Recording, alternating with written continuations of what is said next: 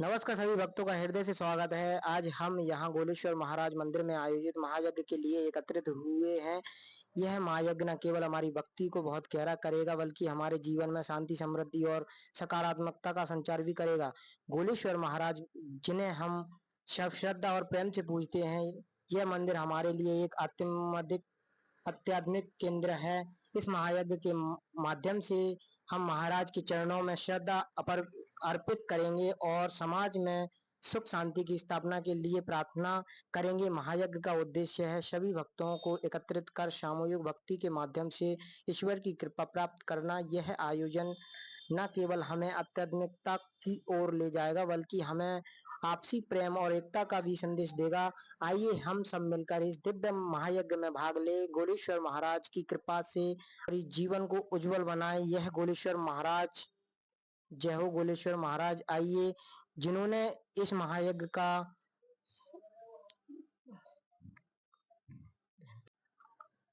आइए दोस्तों, गोलेश्वर महाराज के जिन्होंने महायज्ञ की स्थापना की, उनसे हम चर्चा करते हैं।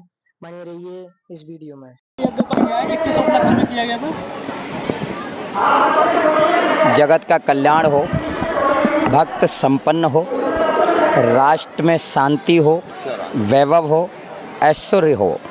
इसके लिए नवरात्रि में हमारे शास्त्रों की मान्यता है कि नवरात्रि के पावन पर्व पर ऐसी यज्ञ होती रहना चाहिए। इस महायज्ञ का जो नाम रखा गया सप्तचंडी महायज्ञ, इसका अर्थ क्या है? मतलब सतचंडी का अर्थ ये है कि माँ भगवती के 100 पाठ होते हैं, उसको कहते हैं सतचंडी। उसके बाद में उसमें जो यजमान आहुतियाँ डालते हैं, उनकी परंपरा है। 32,000 आहुति डालते हैं अपनी कामनाओं के लिए। 1 लाख आहुति डालने वाले को हर मनोकामनाओं की पूर्ति होती है। कितनी यज्ञ वह हो गया, आज पूर्ण आहुति थी। कितनी यज्ञ हो चुके हैं? कहाँ? यहाँ पे ये दूसरा यज्ञ माना जा रहा है, लेकिन पहले जो यहाँ के सिद्ध थे भवानीपुरी जी, उनकी बड़ी सिद्धता रही है।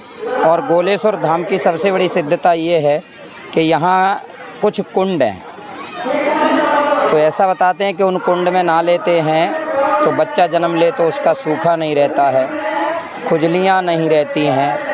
और यहाँ समाज बताता है कि खेती में रोग हो तो बाबा का नाम लेके वो जल डाल दें तो खेती में भी रोग नहीं रहता है। पब्लिक तो आप स्वयं आकलन लगा रहे हैं। प्रतिदिन 30 से 40 हज़ार जनता का रोज़ आना जाना भोजन हुआ है प्रतिदिन। और आज भी लगभग मैं मानता हूं कि शाम तक कम से कम 70 से 80 हज़ार आदमी भोजन करेगा। ठीक है, प्रशासन आज के स्तर में जो भी रहा है वो अपनी अपनी जगह प्रशासन पूरी भूमिका निभाता ही। इस प्राचीन प्रसिद्ध मंदिर की क्या मान्यता है? मान्यता तो यही है कि जहां हमारे यहाँ शिव बैठा है वहाँ की तो सर्वश्रेष्ठ मान्यता होता ही है, लेकिन ये जो स्थान है यहाँ हमारी 64 जोगनी होती हैं शास्त्र के स्तर से। वो महाराज जी ने यहाँ 64 जोगनी की स्थापना की है। और सबसे बड़ी बात यह है कि इस यज्ञ पे 11 किलो सोने का कलश चढ़ाया गया है।